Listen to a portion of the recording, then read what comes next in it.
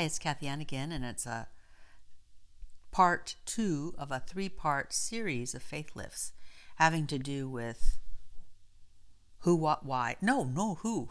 Although I should do one on who. But what, why, and how. What, why, and how. Questions to ask yourself. And answering those questions for yourself shifts your quality of life.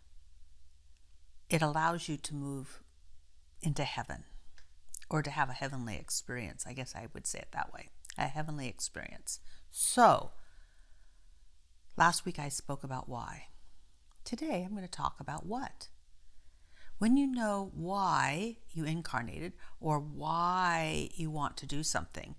In fact, actually, I saw my previous video, and even though I'm looking at this my iPhone and doing this video, my hair doesn't look that bad. And when I got ready to send it off, I thought, oh gosh, this is horrible. Why did I do this? And the why was I just didn't want to fuss with it this morning. I just didn't want to fuss with it. And so what I got was this. It's a good explanation of why and what. Why will create the what's, or the what's have to create the why. Let's put it that way. So let's go on.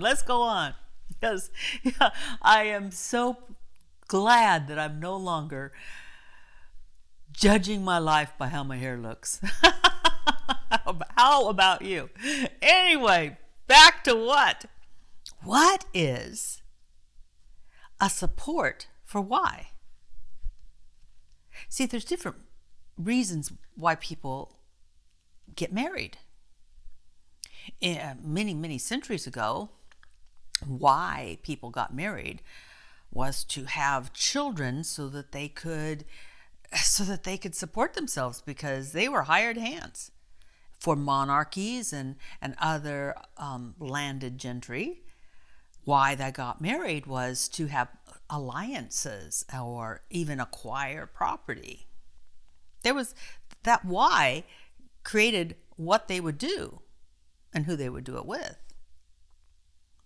So when you know why you want to move or go back to school or get married or divorced or whatever you're going to do, then the what will follow. But a lot of people just go, what?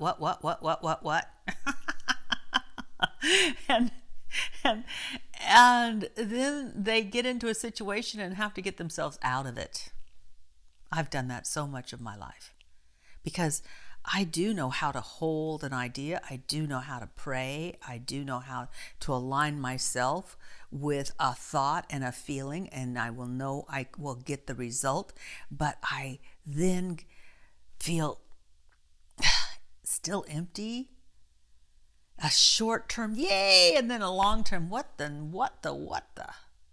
And it's because I didn't ask myself, why am I doing this? Why would I do this? Why am I seeking this?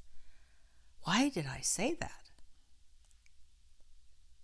What kind of relationships do I want to have, and why? All of those are very, very important questions. But when you realize that what follows why, the what becomes so much easier. And you're more in alignment. It's easier for you to put your heart into it. It's easier for you to feel like even the unfoldment of your desire is pleasurable, because you know you're moving into something that will be ultimately incredibly satisfying.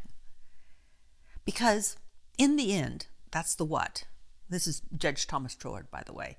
In the end, which is the what, is the means.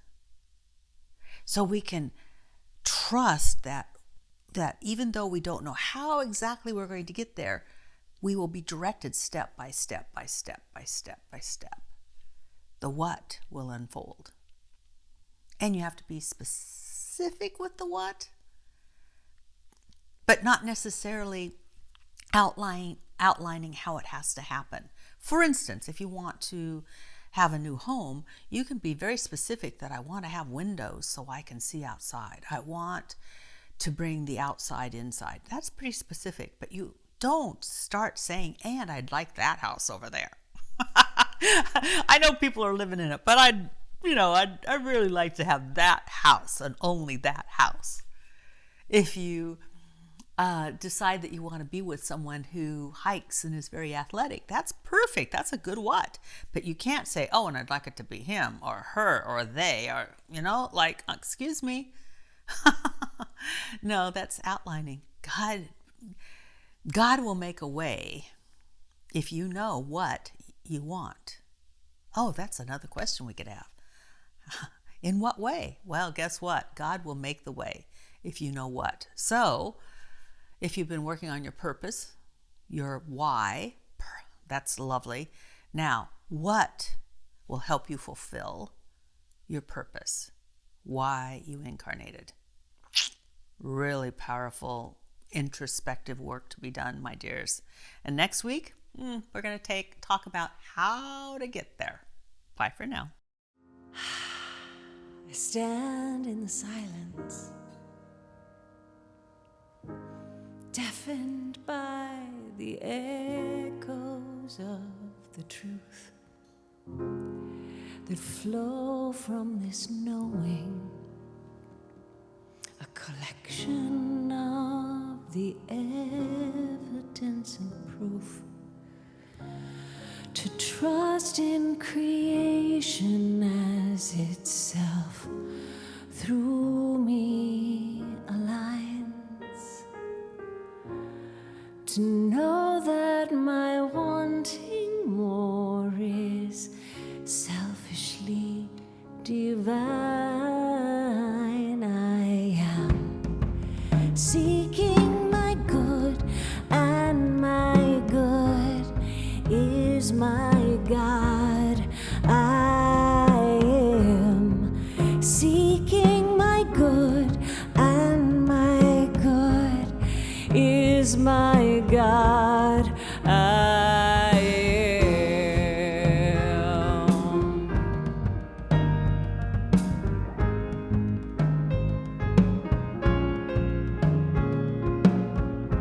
A church or a temple, on the ocean or a mountain kissed with snow, so many paths to God, for you are the only place to go, a being with no circumference who centers everywhere,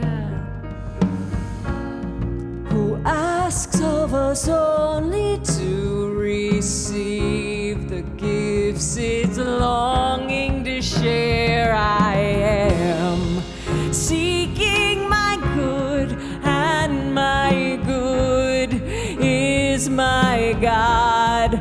I am seeking my good, and my good is my God. I am diving from the cliffs of circumstance to swim in your great abundance. I will not fight the current, but be carried into joy. I know I am seeking my good, and my good is my God.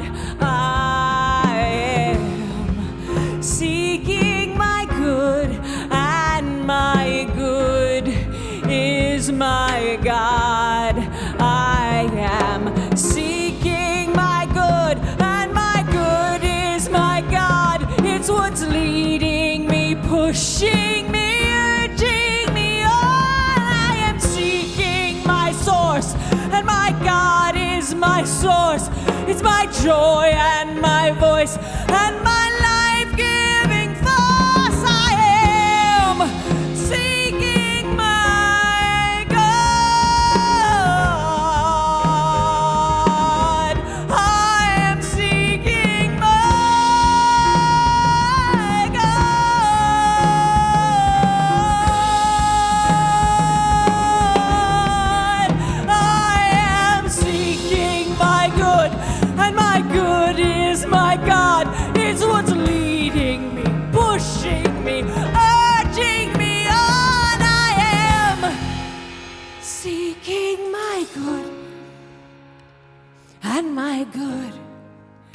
is my God. Amen.